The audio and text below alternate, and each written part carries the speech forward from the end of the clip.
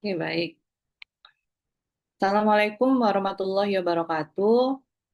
Selamat pagi, teman-teman sekalian. Jadi, hari ini kami dari kelompok satu akan mempresentasi topik untuk hari ini terkait tentang ethical philosophy atau filsafat etika, yang mana dalam presentasi kali ini, selain kami membahas mengenai masalah apa itu filsafat etika, kami juga akan menambahkan beberapa artikel yang relate dengan topik yang akan dibahas hari ini dan juga terakhir nanti akan disampaikan juga tentang refleksi dari konsep etika filosofi itu dalam penelitian.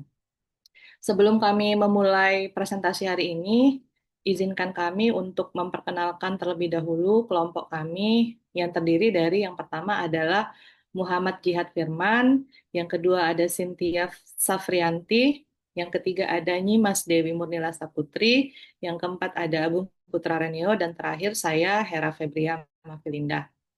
Baik, untuk yang pertama saya akan menjelaskan terkait tentang ethical filosofi dalam studi organisasi.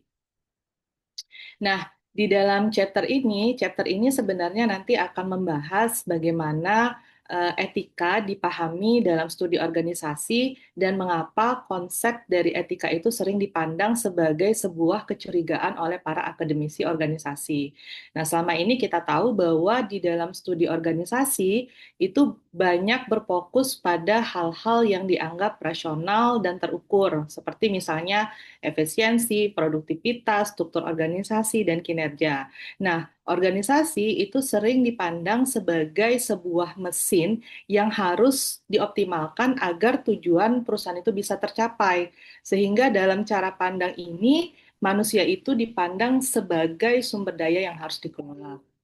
Oleh karena itu, nanti pada bab ini akan mencoba untuk mengubah cara pandang tersebut, di mana etika itu nanti tidak dilihat sekedar sebagai aturan, tetapi juga sesuatu yang sifatnya lebih mendasar, yaitu bagaimana kita sebagai manusia berhubungan dan bertanggung jawab terhadap orang lain. Nah, dalam konteks organisasi, hal ini berkaitan dengan bagaimana manajer itu memperlakukan karyawan, bagaimana perusahaan itu memperlakukan konsumen, dan tentunya bagi kita sebagai peneliti, bagaimana kita memperlakukan subjek penelitian kita. Karena itu, pendekatan filsafat etika yang digunakan di sini melihat etika itu sebagai sebuah relasi atau hubungan dengan orang lain atau the others. Nah, etika ini nanti muncul ketika kita menyadari bahwa keputusan kita itu selalu berdampak pada orang lain yang memiliki kebutuhan dan kerentanan yang berbeda. Nah, pada overview ini ingin menjelaskan mengapa etika itu sering dicurigai. Jadi, dalam chapter ini menjelaskan bahwa para peneliti organisasi itu biasanya lebih tertarik dalam membahas masalah politik kekuasaan, struktur organisasi, dan sistem manajemen dibandingkan dengan etika. Nah, hal ini karena politik itu dianggap lebih objektif dan lebih nyata serta berkaitan langsung dengan institusi, aturan, dan kekuasaannya. Sebaliknya, etika itu sering dipandang terlalu subjektif atau hanya berkaitan dengan preferensi moral individu. Sehingga akibatnya etika itu sering dianggap kurang relevan untuk analisis ilmiah dalam studi organisasi. Nah, namun penulis juga menunjukkan bahwa pandangan ini sebenarnya bermasalah. Salah satu gagasan yang penting adalah bahwa organisasi modern itu seringkali dibangun di atas rasionalitas instrumental. Masih di slide yang sebelumnya. Nah, ini ya. Jadi salah satu gagasan penting bahwa organisasi modern itu seringkali dibangun di atas rasionalitas instrumental, yaitu cara berpikir yang berfokus pada efisiensi, produktivitas, dan pencapaian tujuan. Nah, dalam sistem ini, individu itu seringkali hanya mengikuti aturan dan prosedur organisasi tanpa mempertimbangkan aspek moral. Selanjutnya, di slide selanjutnya. Di sini kalau kita lihat bahwa etika itu sebenarnya tidak bisa dipisahkan begitu saja dari organisasi, karena setiap keputusan organisasi itu pada dasarnya selalu memiliki dimensi moral. Nah, organisasi modern seringkali itu dianggap bersifat rasionalitas instrumental, sehingga etika di sini merupakan bagian yang tidak terpisahkan dari kehidupan organisasi, meskipun seringkali etika ini diabaikan atau dipandang dengan kecurigaan. Selanjutnya,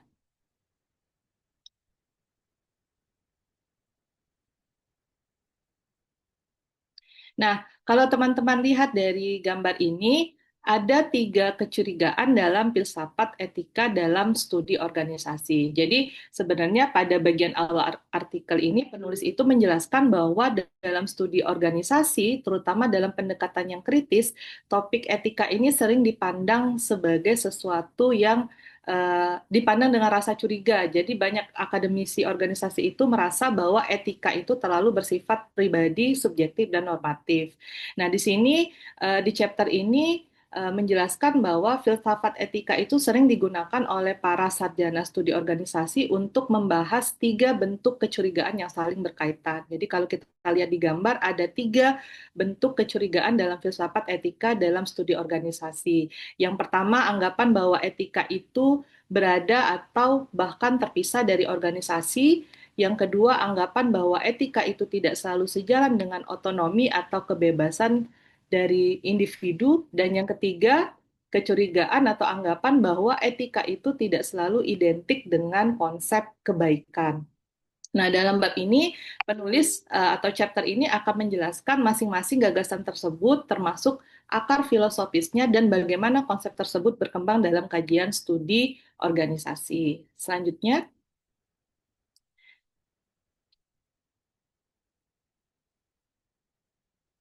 nah sebelum kita membahas tentang konsep atau tiga bentuk kecurigaan tadi, terlebih dahulu saya akan menjelaskan definisi dari etika filosofi itu. Jadi kalau di dalam chapter ini, etika filosofi atau filsafat etika itu dipahami sebagai sebuah kerangka pemikiran yang digunakan untuk memahami dan mempertanyakan nilai-nilai moral dalam kehidupan manusia, khususnya dalam konteks organisasi. Sehingga dengan kata lain, filsafat etika ini menjadi alat untuk menganalisis dimensi moral yang tersembunyi dalam praktik organisasi sehari-hari. Nah, konsep dari etika filosofi ini bukan sekedar daftar aturan benar atau salah. Jadi filsafat etika ini adalah sebuah lensa untuk yang pertama memahami bagaimana cara individu mempertahankan hati nuraninya di tengah birokrasi atau kekuasaan dalam studi organisasi. Yang kedua, menyadari tanggung jawab moral dalam hubungan antar manusia. Dan yang ketiga, membongkar bagaimana nilai moral itu dibentuk oleh kekuasaan organisasi. Selanjutnya, nah, kita masuk pada bentuk kecurigaan yang pertama. Jadi, kecurigaan yang pertama itu anggapan etika itu berbeda atau bahkan terpisah dari organisasi. Nah, dalam kehidupan sehari-hari, organisasi ini seringkali dianggap sebagai sesuatu yang sifatnya netral, yaitu tempat untuk bekerja dan mencapai tujuan bersama. Namun, dalam perspektif kritis, organisasi modern itu sebenarnya bekerja dengan logika rasionalitas instrumental. Apa itu logika rasionalitas instrumental? Logika rasionalitas instrumental ini yaitu cara berpikir yang lebih menekankan efisiensi aturan, prosedur, dan pencapaian target. Nah, berdasarkan dari pemikiran Max Weber, organisasi modern itu lebih banyak digerakkan oleh rasionalitas instrumental yang terkait tentang efisiensi, prosedur, dan aturan.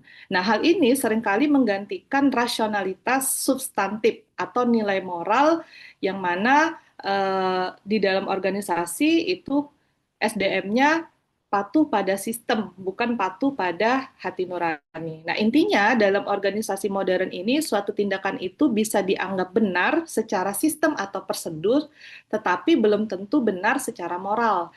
Jadi kalau kita lihat contohnya di gambar ini ya, jadi kasus yang pertama tentang seorang karyawan bank ya. Jadi seorang karyawan bank tetap itu menawarkan produk pinjaman kepada nasabah yang sebenarnya beresiko tinggi, beresiko tinggi untuk gagal bayar. Nah, karena ia harus mematuhi target penjualan yang telah ditetapkan oleh perusahaan, secara prosedur ia bekerja dengan benar karena dia ingin mencapai target penjualan. Tetapi secara moral, tindakan tersebut bisa dipertanyakan. Kenapa? Karena ini berpotensi merugikan nasabah.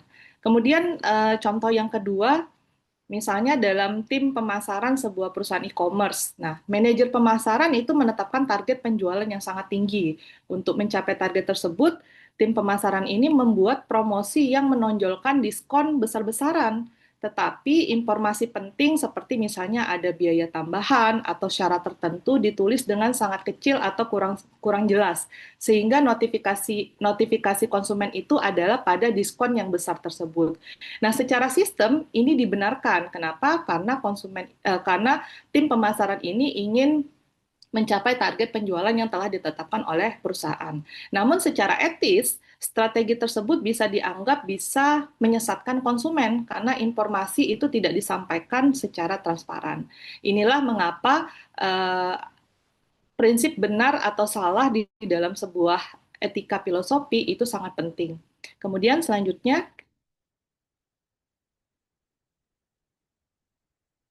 nah, kemudian kita membahas juga terkait kecurigaan yang kedua, yaitu anggapan etika itu berbeda dari otonomi. Jadi kalau menurut Immanuel Levinas ini menantang gagasan bahwa etika itu berasal dari kebebasan rasional individu. Jadi etika yang sebenarnya itu justru muncul saat kita berhubungan atau berhadapan serta berinteraksi dengan orang lain. Nah, tanggung jawab etis ini bersifat secara langsung dan emosional dan tidak bisa dibatasi oleh kode etik perusahaan. Nah, kalau kita lihat di sini ya, etika tidak selalu sejalan dengan kebebasan individu karena yang pertama, etika itu bukan tentang saya, tetapi tentang hubungan dengan orang lain. Nah, dalam pandangan ini, etika itu tidak dimulai dari keputusan rasional yang bersifat individu atau dari kebebasan seseorang. Sebaliknya, etika itu justru muncul ketika kita berhadapan dengan orang lain. Yang kedua, etika itu terkait dengan kedekatan dan kerentanan. Jadi menurut pandangan ini, etika itu tidak hanya berasal dari logika atau aturan, tetapi dari kedekatan emosional dengan orang lain. Nah, misalnya ketika kita melihat wajah orang lain, misalnya seseorang yang sedang mengalami kesulitan, maka kita secara tidak langsung secara emosional merasakan dorongan untuk membantu orang yang sedang kesulitan tersebut. Nah, kemudian terkait juga tanggung jawab yang tidak terbatas. Nah, tanggung jawab yang tidak terbatas ini maksudnya adalah etika itu tidak hanya dipahami sebagai mengikuti hukum, prosedur, atau standar minimal yang ditetapkan organisasi. Jika etika hanya dipandang sebagai aturan, maka kita bisa saja merasa itu sudah benar. Nah, hanya karena mengikuti prosedur atau aturan yang sudah ditetapkan, meskipun sebenarnya tindakan tersebut masih atau dapat merugikan orang lain. Nah, yang kemudian yang selanjutnya, bagaimana etika itu terhadap kritik aturan organisasi. Nah, jadi dari pandangan ini juga mengkritik cara organisasi modern itu mengelola etika. Banyak organisasi itu mencoba mengatur etika itu melalui kode etik, kebijakan perusahaan, atau prosedur moral. Nah, meskipun aturan tersebut penting, dalam praktiknya orang itu hanya akan berfokus pada tindakan mereka sesuai dengan prosedur yang sudah ditetapkan oleh perusahaan, bukan pada apakah tindakan tersebut benar-benar adil atau manusiawi bagi orang lain. Padahal menurut cara pandang ini, etika sejati itu tidak bisa sepenuhnya dimasukkan ke dalam aturan yang berlaku, karena etika itu berkaitan dengan tanggung jawab manusia terhadap sesamanya. Dan yang terakhir terkait tentang keadilan dan politik. Jadi dalam pandangan ini, dalam kehidupan nyata, kita itu tidak hanya berhadapan dengan satu orang, tetapi juga dengan banyak orang sekaligus. Nah, situasi ini menimbulkan pertanyaan tentang keadilan, yaitu bagaimana kita membagi perhatian, tanggung jawab, sumber daya secara adil di antara banyak orang tersebut. Disinilah kemudian muncul peran sistem sosial, hukum, dan politik untuk mengatur hubungan tersebut. Dengan kata lain, aturan dan sistem tetap diperlukan, tetapi ini hanyalah cara untuk mengelola tanggung jawab etis yang sebenarnya jauh lebih luas. Kemudian selanjutnya terkait tentang kecurigaan yang terakhir atau yang ketiga, yaitu anggapan etika itu tidak identik dengan kebaikan. Ya, jadi kalau kita lihat di sini ya, ini ada dua filsuf ya, Nietzsche dan Foucault yang mengingatkan bahwa konsep baik itu tidak selalu netral. Jadi di dalam etika filosofi ini konsep yang baik itu tidak selalu netral. Seringkali moralitas itu dibentuk atau dibangun oleh hubungan kekuasaan untuk mendisiplinkan individu agar patuh terhadap tujuan sistem. Nah, Foucault ini mengembangkan gagasan ini dengan menjelaskan bahwa sebenarnya organisasi itu sering menggunakan norma moral seperti aturan kerja, budaya perusahaan, dan evaluasi kinerja untuk membentuk dan mendisiplinkan individu. Sehingga melalui proses ini, individu itu seringkali diarahkan agar berperilaku sesuai dengan standar yang dianggap baik dalam tanda kutip ya oleh organisasi. Nah, filsafat etika di sini berperan atau mengingatkan bahwa kebaikan yang ditentukan oleh sebuah sistem yang sudah diatur itu tidak selalu berarti benar secara etik. Sehingga penilaian etik itu tidak hanya dilihat dari tercapainya tujuan dalam organisasi, tetapi juga bagaimana dampak atau pengaruh keputusan tersebut terhadap manusia dan pihak lain. Nah, sebagai contohnya, kalau kita lihat di gambar ini, efisiensi adalah kebaikan. Jadi, contohnya itu ada sebuah perusahaan, ya, perusahaan itu memutuskan untuk mengotomatisasi proses produksi dengan meningkatkan efisiensi. Nah, dari sudut pandang organisasi, keputusan ini dianggap baik karena dapat meningkatkan produktivitas dan juga menurunkan biaya. Namun, bagi karyawan, tentunya otomatisasi dengan sistem ini akan mengurangi karyawan, sehingga karyawan itu banyak yang kehilangan pekerjaan akibat dari otomatisasi tersebut. Nah, keputusan ini tentunya memiliki dampak yang sangat merugikan orang lain. Inilah peran etika filosofi tersebut dalam sebuah organisasi. Selanjutnya,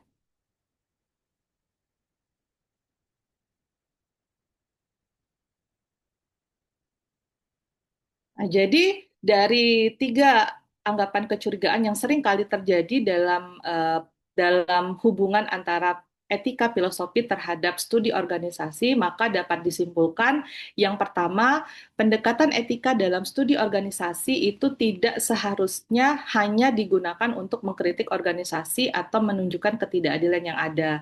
Jadi pendekatan ini juga dapat digunakan untuk memahami bagaimana individu dan kelompok itu berusaha menjalankan nilai-nilai moral dalam situasi organisasi yang kompleks.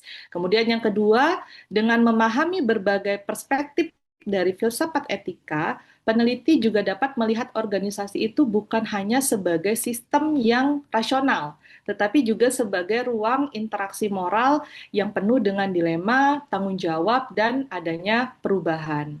Nah, yang ketiga, dalam penelitian organisasi, pendekatan ini mendorong kita untuk lebih reflektif. Misalnya, ketika kita meneliti tentang perilaku konsumen, kita tidak hanya melihat pola pembelian, tetapi juga kita memahami pengalaman emosional dari konsumen. Atau misalnya ketika kita meneliti tentang karyawan, kita tidak hanya melihat produktivitas tetapi juga kesejahteraan dari karyawan tersebut. Dan yang terakhir, pendekatan ini juga menuntut peneliti untuk lebih sadar akan posisinya sendiri. Nah, peneliti itu bukan sebagai pengamat yang netral, tetapi bagian dari relasi etis dengan subjek penelitiannya. Nah, contohnya cara kita bertanya, cara kita menafsirkan data, bahkan cara kita menulis hasil penelitian, semuanya itu mempunyai implikasi secara etika. Nah, mungkin eh, contoh dalam penelitian ya, bagaimana hubungan etikal filosofi itu dalam penelitian, mungkin selanjutnya, next yang selanjutnya. Nah, Jadi kalau kita lihat ya, karena kita juga di sini mayoritas banyak sebagai seorang peneliti, bagaimana hubungan dari etikal filosofi ini dengan penelitian yang seringkali kita lakukan. Jadi seringkali kita itu memahami etika penelitian itu sebagai sesuatu yang sifatnya administratif. Misalnya ada informed consent, ada anonimitas, ada persetujuan etik dari institusi kita. Nah, semua itu memang penting, tetapi dalam perspektif etikal filosofi, hal ini disebut sebagai bagian dari administratif. Ya, jadi etika itu sebenarnya bukan sekedar apa yang harus kita penuhi, tetapi lebih dalam lagi bagaimana kita memperlakukan orang lain selama proses penelitian itu berlangsung. Nah, untuk memahami ini, kita membayangkan bahwa dalam penelitian ini bukan sekedar sebuah aktivitas ilmiah, tetapi sebuah relasi manusia. Jadi kita sebagai peneliti itu tidak hanya misalnya mengambil data, tetapi kita juga masuk ke dalam kehidupan responden kita. Sehingga ini juga rentan dengan hubungan kita bersama subjek penelitian. Sehingga selanjutnya,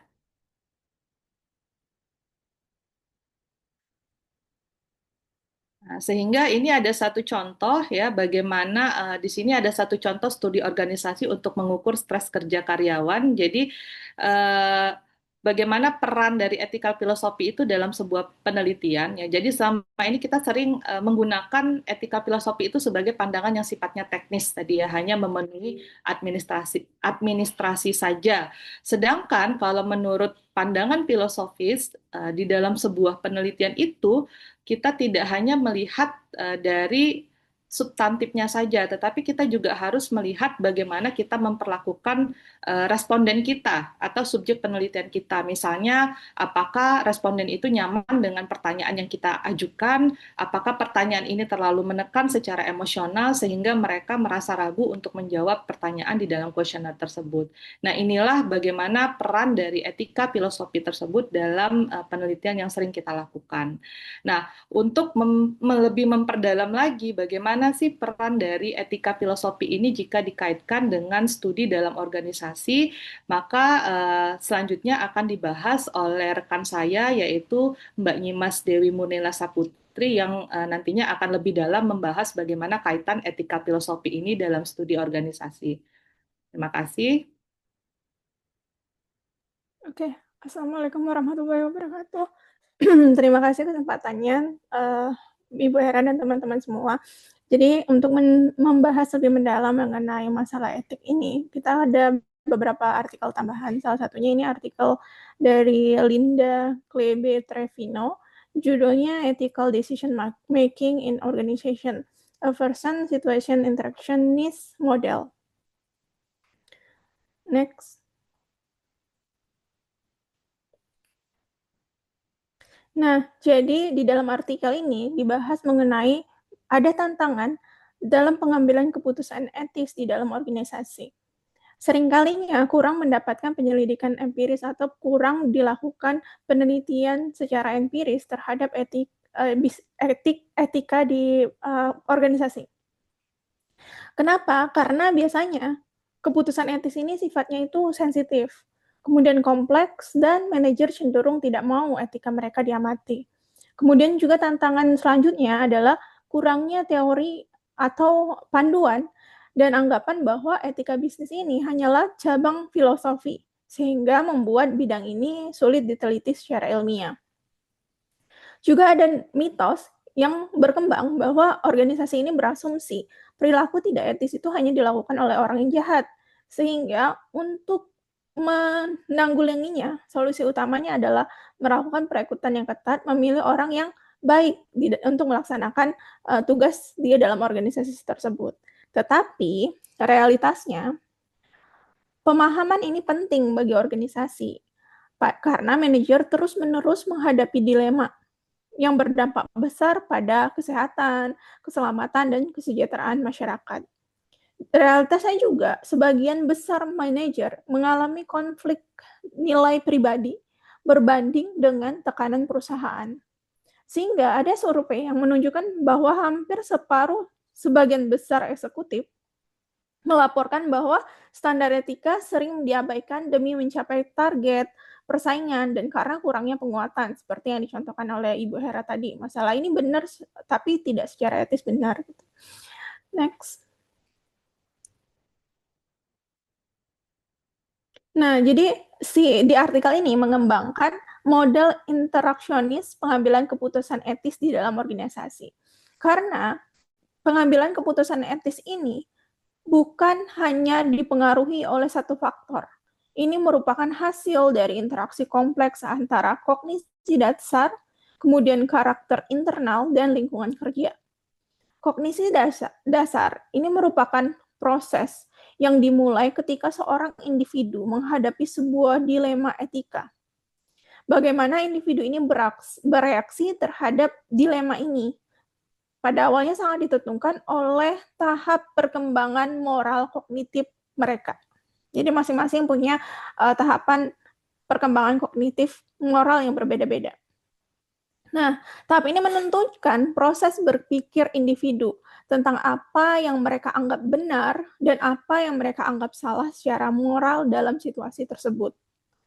Nah, kemudian ketika seseorang mengetahui apakah ini benar atau salah, itu belum tentu cukup untuk membuat seseorang benar-benar bertindak secara etis. Nah, model ini menonjolkan bahwa karakteristik kepribadian itu bisa memoderasi pemikiran moral tersebut yang akan diwujudkan ke dalam tindakan nyatanya, tindakan etis atau tidak etis tersebut. Nah, moderator individu ini atau karakter internal ini itu didasarkan pada 3 faktor, yaitu yang pertama kekuatan ego, kemudian ketergantungan lapangan, dan locus of control. Nah, kemudian selain karakter internal atau moderator individu ini, juga bisa dimoderatori dengan situasional atau lingkungan kerja. Jadi selain faktor dari dalam individu tadi, lingkungan tempat kerja juga sangat mempengaruhi hubungan antara pikiran moral dan tindakan akhirnya. Ya, tindakan akhir tadi kan dia melakukan perilaku etis atau tidak etis. Nah, moderator situasional ini dibagi menjadi 2 kategori, yaitu konteks pekerjaan langsung dan budaya organisasi. Next.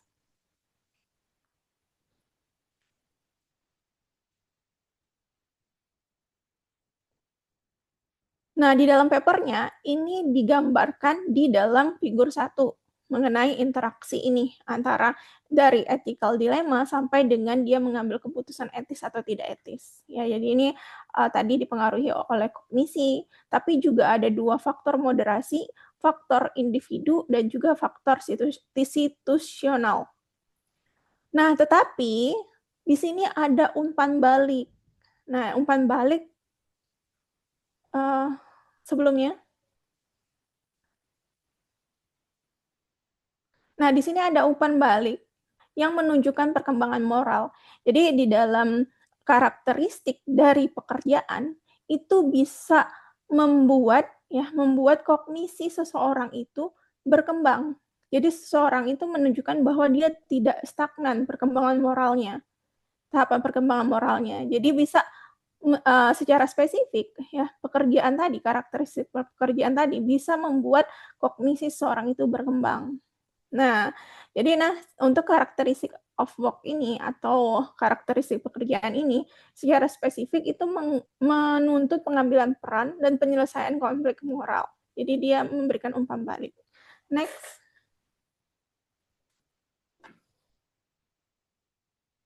Nah, kita akan bahas satu-satu. Yang pertama adalah fondasi kognitif, yaitu bagaimana menentukan yang benar dan salah. Jadi model ini berfokus pada proses kognitif, yaitu alasan dibalik keputusan, bukan hanya hasil akhir dari keputusan tersebut. Jadi ini adalah tahapan kognitif seseorang dari anak-anak sampai dengan dewasa. Nah, yang pertama itu dari prakonvensional, kemudian berkembang menjadi konvensional, kemudian berkembang lagi menjadi berprinsip. Nah, di tahap pertama, yaitu prakonvensional, orang akan fokus pada konsekuensi konkret oleh imbalan eksternal, misalnya oleh hukuman dan kepentingan diri sendiri. Jadi dia lebih egosentris di sini. Biasanya ini tahapan pada masa anak-anak. Dia mau melakukan sesuatu yang salah, tidak mau melakukan sesuatu yang salah karena takut dihukum, atau dia melakukan sesuatu karena untuk egonya sendiri atau kepentingan sendiri. Nah, seorang akan berkembang kognitifnya menjadi konvensional. Nah, kalau di tahapan konvensional, untuk seseorang menentukan benar atau salah itu fokus pada ekspektasi, di mana benar adalah apa yang sesuai dengan ekspektasi masyarakat, keluarga, ataupun rekan kerja. Jadi bukan karena hukuman atau kepentingan pribadi tadi, tapi dia melakukan sesuatu yang benar karena memang dianggap kan semua berekspektasi semua itu benar gitu. Itu konvensional. Sedangkan kemudian dia akan berkembang lagi kognitifnya, manusia akan berkembang lagi menjadi berprinsip.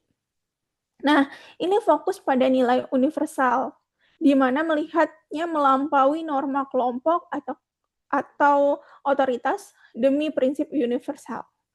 Nah, jadi kalau kita melihat tahap perkembangan ini, biasanya mayoritas manajer ini berada pada tingkat konvensional. Ya, jadi dia belum di tingkat berprinsip. Kalau di tingkat konvensional ini, mereka mencari petunjuk dari orang lain karena dia menganggap benar itu karena ekspektasi lingkungan, ya, mengenai apa yang pantas dilakukan. Hanya individu berprinsip yang menunjukkan konsistensi tinggi antara pemikiran dan tindakannya. Ya, beda dengan konvensional tadi. Next. Nah, kemudian kita masuk ke variabel moderator tadi. Nah, untuk variabel individu, ini ada 3.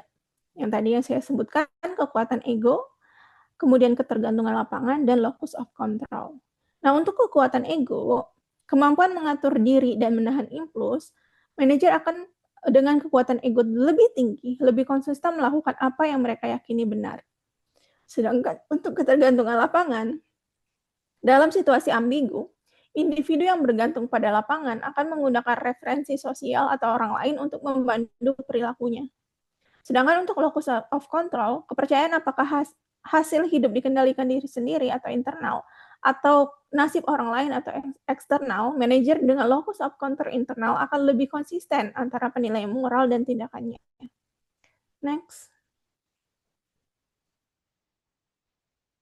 Nah, kemudian variabel mediasi selanjutnya yaitu variabel situasional. Nah, respon manajer terhadap pengaruh situasional ini, manajer yang tadi kan ada manajer konvensional, ada yang berprinsip, walaupun rata-rata sebagian besar itu manajer konvensional. Nah, manajer konvensional ini paling rentan terhadap pengaruh situasional karena kan dia menganggap benar itu karena lingkungannya, kan.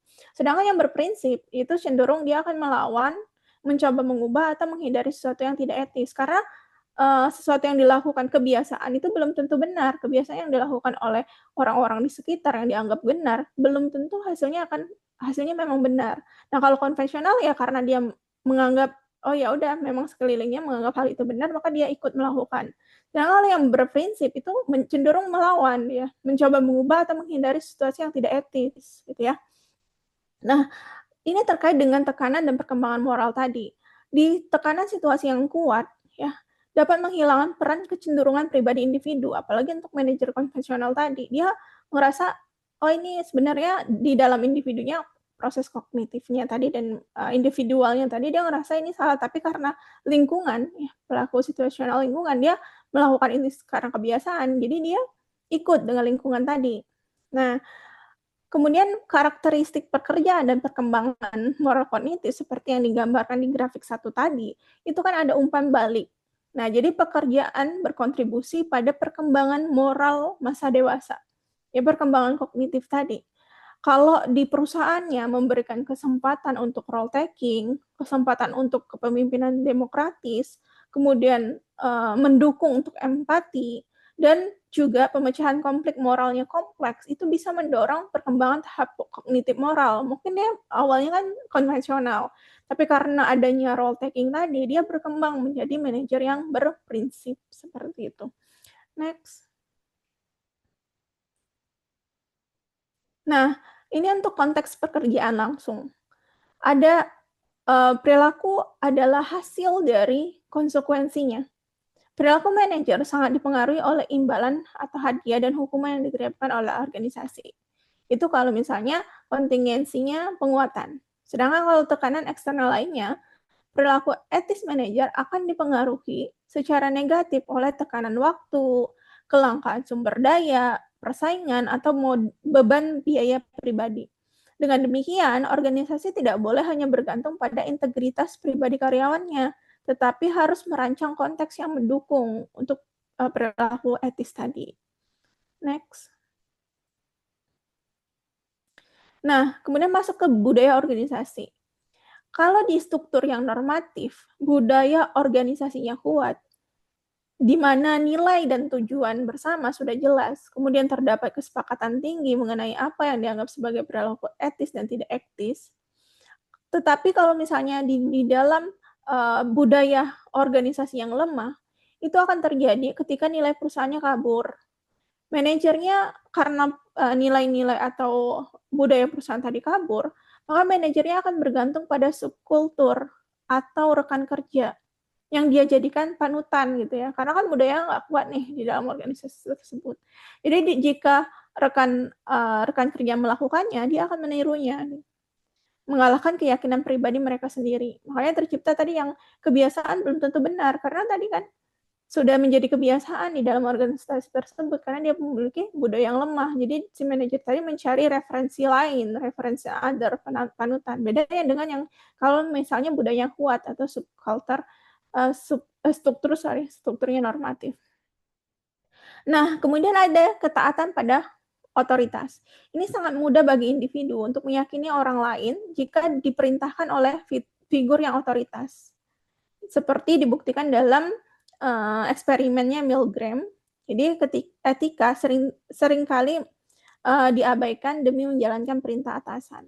Ya karena si manajer tadi melakukannya ya udahlah kan disuruh oleh atasan juga. Karena nanti kalau ada apa-apa yang nanggungnya atasan gitu. Jadi bisa jadi perilaku tidak etis tadi terjadi karena dia menuruti kata atasan tadi.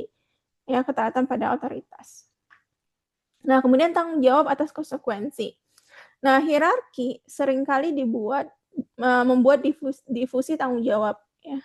Konsistensi tindakan lebih tinggi di organisasi yang mendorong manajernya untuk bertanggung jawab penuh atas konsekuensi tindakan mereka. Ya, misalnya manajer memalsukan laporan karena berasumsi, yang tadi saya bilang, karena disuruh atasan yang dia berasumsi, atas saya sudah tahu, dan mereka akan bertanggung jawab. Nah, sebagian besar perusahaan memiliki kode etik ya, untuk menanggulangi tindakan yang tidak etis tadi. Namun ya, tadi kalau misalnya budayanya lemah gitu ya, kode etik ini hanya formalitas ya. Nah, jadi kalau misalnya mau si kode etik ini efektif untuk mempengaruhi perilaku, harus selaras dengan budaya organisasi dan benar-benar ditegakkan secara nyata. Next.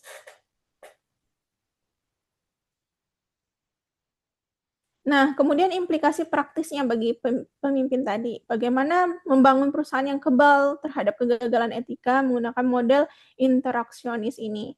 Yang pertama adalah intervensi kognitif, melakukan rekrutmen selektif untuk posisi yang menuntut pilihan etis yang kompleks. Kemudian juga pelatihan etika berbasis konflik kognitif, ya. Jadi bukan cuma sekedar kuliah moral.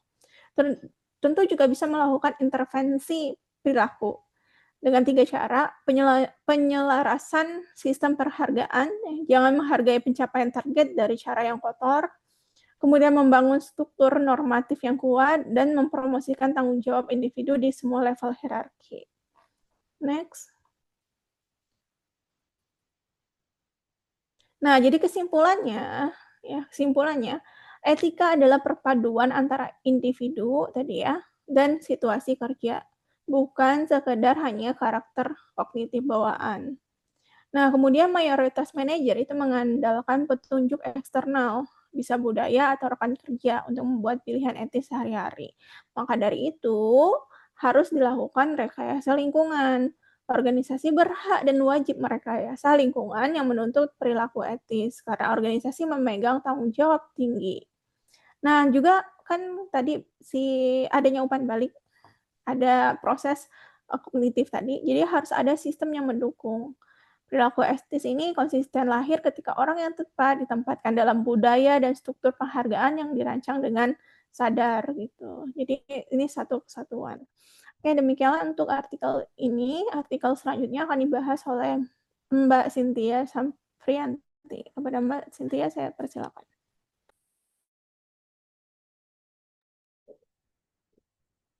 Terima kasih Mbak Murni. Assalamualaikum warahmatullahi wabarakatuh. Selanjutnya kami akan mendiskusikan terkait artikel tambahan, yaitu artikel kedua terkait dengan materi pada minggu kelima ini. Artikel kedua ini Artikel kedua ini berjudul Behavior Ethic in Organization a Review yang ditulis oleh 3 peneliti yaitu Trevino, Weaver, dan Reynolds pada tahun 2006 yang diterbitkan pada Journal of Management. Jadi artikel ini merupakan salah satu review penting dalam literatur organizational behavior dan business ethic yang menjelaskan bagaimana individu membuat keputusan etis atau tidak etis di dalam organisasi.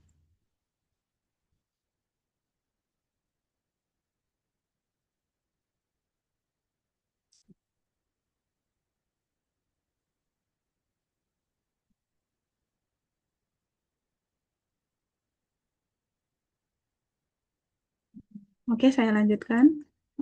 Di dalam penulisan dalam artikel ini yang pertama dijelaskan mengenai introduction, di mana di sini penulis menjelaskan bahwa perilaku tidak etis dalam organisasi sering muncul dalam berbagai bentuk seperti manipulasi, laporan keuangan, penyalahgunaan kekuasaan, hingga fraud korporasi. Nah, skandal besar di dunia bisnis menunjukkan bahwa masalah etika tidak hanya berkaitan dengan aturan, tetapi juga bagaimana individu memproses keputusan moral dalam konteks organisasi.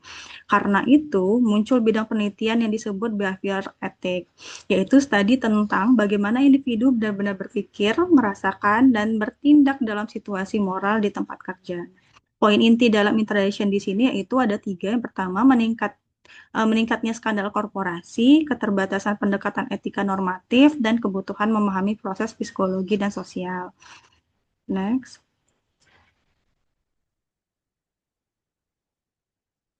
Nah, di sini tujuan dalam artikel ini yaitu untuk memberikan review komprehensif terhadap penelitian tentang perilaku etis dan tidak etis dalam sebuah organisasi. Nah, secara khusus, artikel ini membahas 4 poin. Yang pertama itu mengkaji proses pengambilan keputusan etis.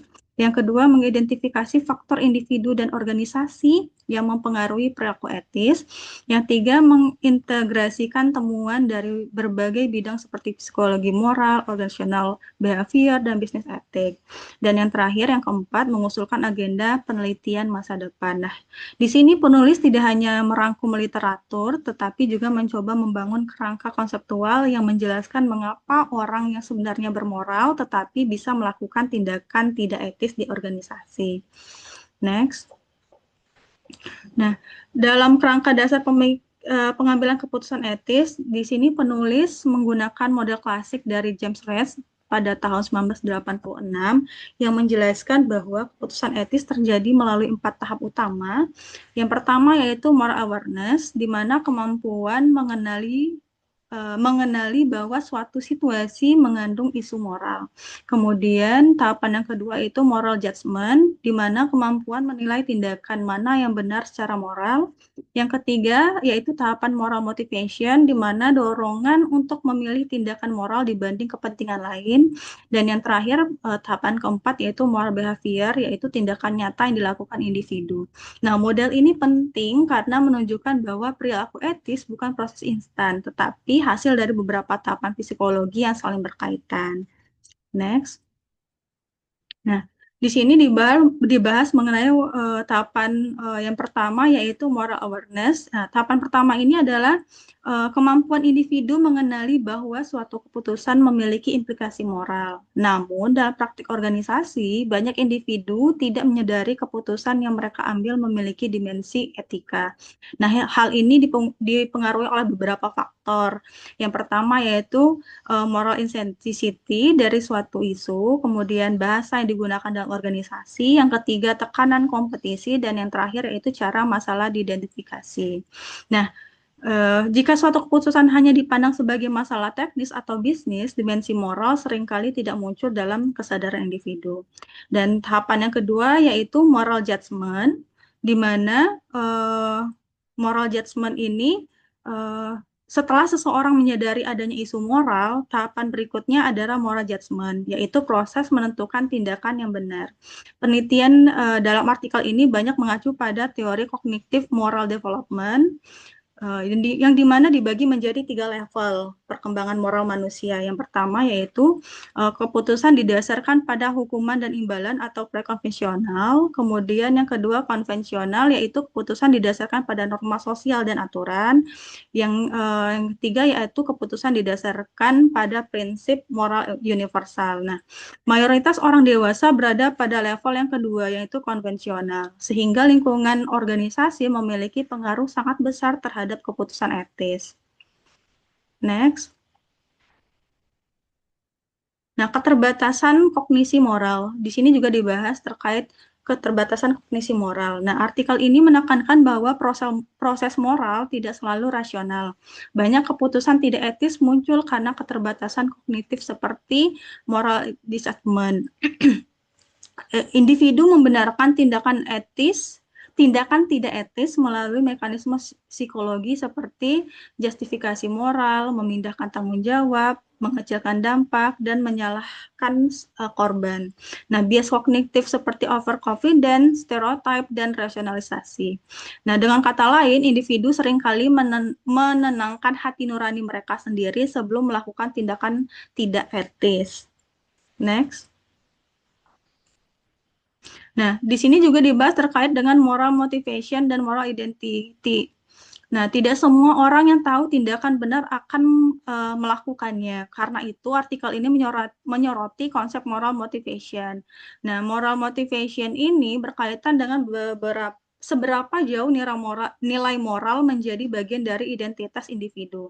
Nah, konsep penting yang dibahas dalam moral identity ini yaitu moral identity menunjukkan bahwa seseorang bertindak etis karena satu, moralitas adalah bagian dari dirinya. Yang kedua, ia ingin mempertahankan citra diri sebagai orang yang bermoral. Nah, ketika moral identity ini kuat, individu lebih konsisten antara nilai yang diyakini dan tindakan yang dilakukan. Next. Nah, di sini juga dibahas terkait dengan peran emosi dalam keputusan moral. Selain kognisi, artikel ini juga menekankan peran emosi moral. Emosi yang sering terlibat dalam keputusan etis antara lain ada 3. Yang pertama yaitu guilt, yang kedua itu shame, yang ketiga itu empathy.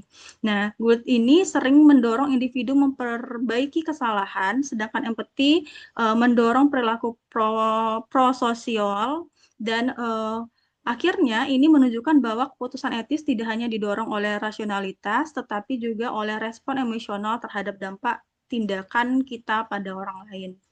Next. Nah, di sini ada pengaruh konteks dari organisasi, yaitu perilaku etis tidak hanya dipengaruhi oleh faktor individu, tapi organisasi juga memiliki pengaruh besar melalui etika. Nah, di mana di sini persepsi bersama tentang bagaimana organisasi menangani isu moral. Nah, di sini juga dibahas tentang ethical culture, di mana sistem nilai, norma, dan praktik organisasi yang membentuk perilaku etis. Nah, faktor lainnya yaitu seperti sistem reward, tekanan kinerja, norma kelompok, dan kepemimpinan. Organisasi dapat secara tidak langsung mendorong atau justru menghambat perilaku etis. Selain itu juga ada yang namanya ethical leadership. Nah, pemimpin memiliki peran penting dalam membentuk perilaku etis. Ethical leadership adalah kepemimpinan yang menunjukkan perilaku moral, memberikan teladan, menegakkan standar etika, dan memberikan bantuan terhadap perilaku etis. Nah, melalui mekanisme social learning, karyawan akan meniru perilaku pemimpin. Karena pemimpin memiliki otoritas dan visibilitas yang tinggi, mereka menjadi role model utama dalam sebuah organisasi. Next. Organisasi biasanya membangun etika infrastruktur untuk mengelola perilaku etis. Nah, komponen utama yang meliputinya ada 5. Yang pertama yaitu kode etik, pelatihan etika, sistem monitoring, reward dan punishment, dan komunikasi nilai etika. Namun, artikel ini menekankan bahwa kode etik saja tidak cukup. Budaya dan kepemimpinan organisasi jauh lebih menentukan. Next. Nah, Untuk agenda penelitian masa depan, di artikel ini penulis mengusulkan beberapa arah penelitian ke depannya, yaitu ada 5. Yang pertama, pengembangan teori behavior etik yang lebih integratif. Yang kedua, penelitian yang lebih kuat secara metodologis. Yang ketiga, eksplorasi topik baru seperti neuroscience dan intuisi moral. Yang keempat, studi lintas budaya dan global etik. Dan yang terakhir, yang kelima, penerapan hasil penelitian dalam praktik organisasi. Nah, bidang behavior etik ini masih berkembang dan membutuhkan integrasi dengan disiplin lain. Nah, kesimpulan yang dapat diambil dari artikel kedua ini yaitu artikel ini menunjukkan bahwa perilaku etis dalam organisasi merupakan hasil interaksi kompleks antara proses fisiologi individu, identitas moral, emosi, bias kognitif, dan budaya dan kepemimpinan organisasi. Dengan demikian, mengelola etika organisasi tidak cukup hanya dengan aturan formal. Organisasi perlu membangun budaya etis, kemampuan moral, dan sistem yang mendukung perilaku etis. Mungkin itu saja ulasan dari artikel tambahan yang kedua. Selanjutnya akan dilanjutkan oleh Bapak Agung di bagian refleksi tentang materi kita pada minggu kelima ini. Kepada Pak Agung, saya persilahkan. Baik, terima kasih Mbak Cynthia. Saya akan menyampaikan bagian terakhir dari kelompok kami, kelompok 1, yaitu mengenai refleksi terkait dengan materi etika, organisasi, dan good suspicions dari Ray Bliss tahun 2016. Nah, eh, refleksi yang kami lakukan itu kami kaitkan dengan pelaksanaan penelitian. Kenapa? Karena bukan mayoritas ya, semua dari anggota kelompok kami itu adalah dosen dan terbiasa dengan penelitian, sehingga kami merasa cocok jika konsep etika ini kami kaitkan dengan pelaksanaan penelitian. Nah, kami memulai refleksi atau perenungan terhadap konsep etika dikaitkan dengan pelaksanaan penelitian ini dengan suatu konsep atau pemahaman bahwa selama ini di dalam buku-buku metodologi penelitian itu kan dianggap sebagai sesuatu yang sifatnya sistematis, ya objektif dan juga bersifat mekanis. Nah, namun pada pelaksanaannya kami itu sering menemukan realitas yang berbeda, bahwa terkadang situasi yang kami hadapi itu kompleks. Situasi yang kami hadapi itu tidak terstruktur seperti yang seharusnya. Ada berbagai persoalan yang muncul terkait itu dengan prosedurnya dan hal sebagainya. Nah, sehingga kami mencapai satu titik pemikiran bahwa ada sesuatu yang perlu dipahami, ada sesuatu yang perlu dipikirkan atau direfleksikan terkait dengan hal tersebut. Nah, pemikiran kami tersebut atau refleksinya berkembang pada saat kami membaca mengenai konsep good suspicions dari Redlis tahun 2016, di mana dia mengembangkan satu konsep good suspicions atau kita bisa bahasakan sebagai kecurigaan yang positif. Tadi sudah disampaikan sama Bu Hera ada 3 kecurigaan, mungkin saya nggak bahas itu lagi.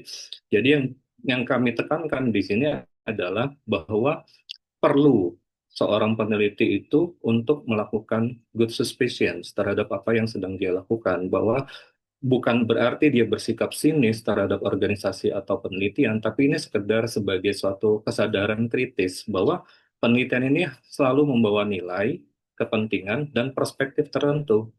Ya, jadi artinya kita mempertanyakan konsep netralitas. Nah, ilusi netralitas ini bahkan muncul sebelum penelitian itu dimulai. Nah, segampang kalau kita mau meneliti suatu hal, maka yang muncul dahulu itu adalah ide. Pada saat kita memutuskan untuk memilih satu topik atau ide tertentu, terkadang itu bukanlah satu keputusan yang netral. Terkadang itu adalah sesuatu isu yang ketika kita coba kembangkan dalam bentuk penelitian, teorinya sudah terbentuk di pikiran kita. Nah, teori yang sudah terbentuk di pikiran kita ini itu menjadi semacam framing atau membatasi cara kita dalam melihat fenomena organisasi itu sejak dari awal. Nah, isu netralitas ini muncul. Nah, kesimpulannya, bahkan sebelum masuk ke lapangan, peneliti itu sudah bisa membawa seperangkat asumsi yang mendikte realitas yang akan diteliti.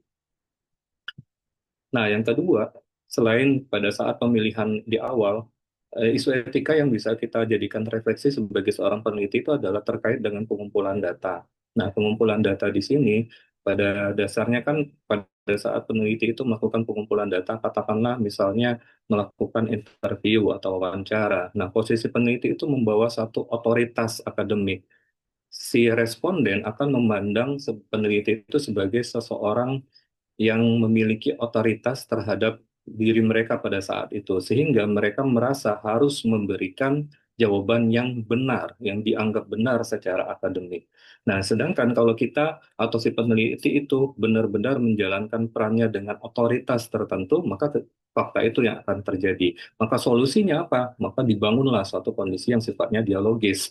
Jadi tidak hanya mematuhi prosedur formal seperti informed consent, tetapi menuju penciptaan suasana yang dialogis. Nah, di sini akan bisa membangun satu kultur yang lebih nyaman bagi responden, sehingga hal-hal yang bersifat kaku atau hal yang bersifat bias itu bisa dikurangi. Nah, prinsip etika di sini muncul bagaimana kita memperlakukan partisipan atau responden itu sebagai subjek yang berharga, bukan sebagai sumber data mekanis saja. Nah, untuk memahami etika organisasi, kami juga tidak hanya bergantung pada chapter buku, tapi juga menambahkan 2 artikel, tadi juga sudah dibahas dari sama-sama penulisnya, ya dari Trevino, cuman berbeda tahun dan berbeda pembahasan, tahun 86 dan tahun 2006. Satu berbicara tentang pengambilan keputusan di dalam organisasi secara etis, dan satunya lagi berbicara tentang hubungan etis dan organisasi. Nah, pada dasarnya ini berkaitan dengan karakter moral dari individu. Bagaimana ketika karakter moral dari individu ditambah dengan konteks atau sistem yang berjalan di dalam organisasi, itu bisa melahirkan perilaku etis atau tidak etis. Nah, secara dasar atau secara singkat, karakter moral dan konteks atau sistem organisasi ini menjadi penyebab yang menyatu atau tidak bisa dipisahkan untuk menghasilkan satu perilaku yang kita sebut etis atau tidak etis. Jadi dia mengembangkan satu model yang bersifat interaksionis. Jadi perilaku etis itu tidak hanya ditentukan oleh karakter moral dari individu semata, tapi juga merupakan fenomena sosial yang sangat dipengaruhi oleh tekanan situasional, dinamika kelompok, bahkan struktur lingkungan organisasi. Nah, dari situ kami juga memahami bahwa kadang kita melihat melampaui kesalahan individu. Maksudnya adalah ketika kita menemukan praktik yang mungkin terlihat tidak etis, baik itu dalam data, ada baiknya itu kita tidak menghakimi individunya langsung. Mungkin saja praktik tidak etis yang tampak itu sebenarnya di bawahnya itu bermuara dari tekanan kinerja atau budaya organisasi, misalnya terkait dengan target efisiensi kah, atau struktur kekuasaan. Nah, itu yang mungkin terjadi di lapangan, bahwa ketika kita melihat sesuatu yang tidak etis dalam data, mestinya kita jangan langsung menghakimi, karena kadang realitasnya individu itu memiliki kesadaran moral yang kuat, tetapi dia terjebak dalam dilema etis akibat sistem organisasi yang fokus ketat pada efisiensi atau target KPI. Maka dari sini kami pun memunculkan satu pertanyaan reflektif. Apakah ini kegagalan moral individu atau produk dari tekanan sistem organisasi?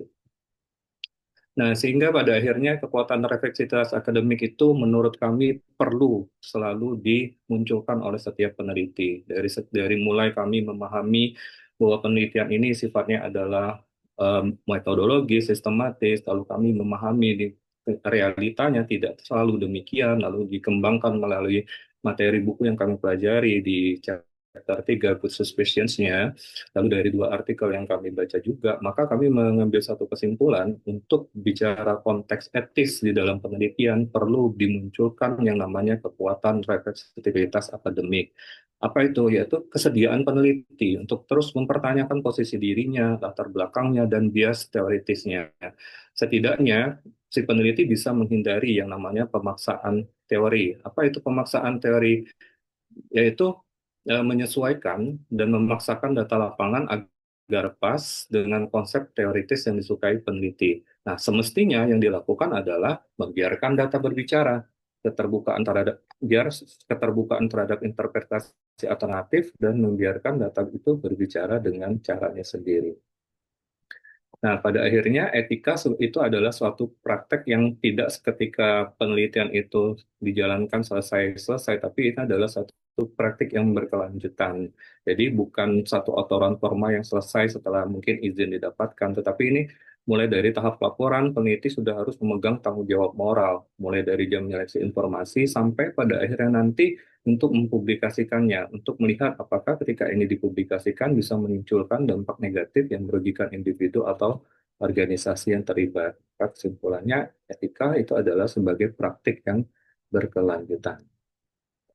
Nah, lalu kesimpulan yang kedua adalah studi organisasi itu tidaklah pernah netral. Kenapa? Karena penelitian itu akan selalu terikat dalam konteks sosial, institusional, dan juga moral.